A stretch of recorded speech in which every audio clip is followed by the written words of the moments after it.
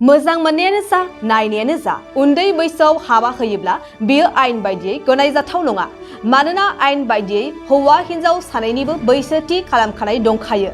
थि खानाय बैसो जायैसिमावनो हाबा जायोब्ला आयेना बेखौ गनायनो हाया। नाथाय बेबादिब्लाबो गोबां खना खनला ओनसोलफोराव बैसो जायै उन्दै बैसोआवनो हाबा होनायखौ सम सम गोबां नुनो मोननाय जायो। बेनि सायाव आयेना गोख्रों राहा लाब्लाबो हाबा होनायनिफ्राय फासयनानै थानायखौ नुनो मोनाखै। बेबायदिनो आसामनि बरपेटायाव मोनसे जाथाय जानानै थाङो। बैसो जायै गथ'फोरखौनो हाबा होनो नागिरदोंमोन, नाथाय जाफुङासै। लोगोसे बेयावनो लोब्बा थानाय सानै सुबुङा हमजायो। मिथिनाय बादिब्ला सासे उन्दै हिन्जावसाखौनो सासे सेंग्राजों हाबा होनो नागिरदोंमोन। नाथाय पुलिस बिफाना बे खौरांखौ खोनानाय लोगो लोगोनो हाबा होनो नागिरनाय जायगायाव सौहैयो आरो हाबाखौ बन्द' खालामनानै होयो।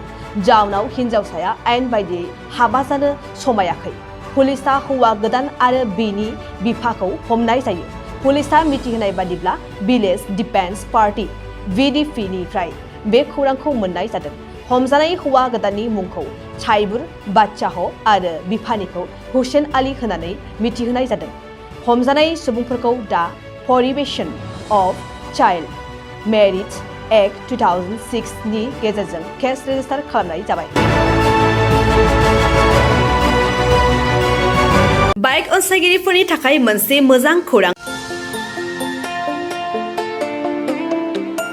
Kokrajhar GD road axis bank साखाथियाव थानाय दावहारु अट' एजेन्सिया नोंथांमोननि थाखाय लाबोदों धामाका स्पेशल अफार।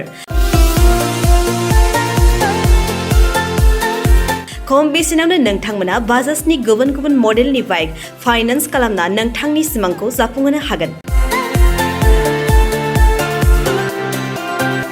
13,800 रांनिफ्राय जागायना 19,500 रांजों नोंथाङा बाजाजनि गुबुन गुबुन मडेलनि बाइक जेरै प्लाटिना, पालसार बायदि गुबुन गुबुन मडेलनि बाइक लानो हागोन। बाइकजों लोगोसे बेसेन होनाङालासे मोनफागोन गंसे हेलमेट। बाइगिरि बिथांमोना गोरलै राहाजों बाजाजनि फाइनान्स लिमिटेड नङाबा एक्सिस बेंक लिमिटेडआव फाइनान्स खालामनो हागोन।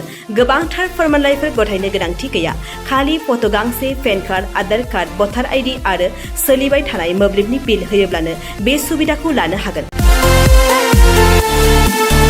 गोबां मिथिनो थाखाय 8473883986 036612705550 9957644326 आव फन खालाम।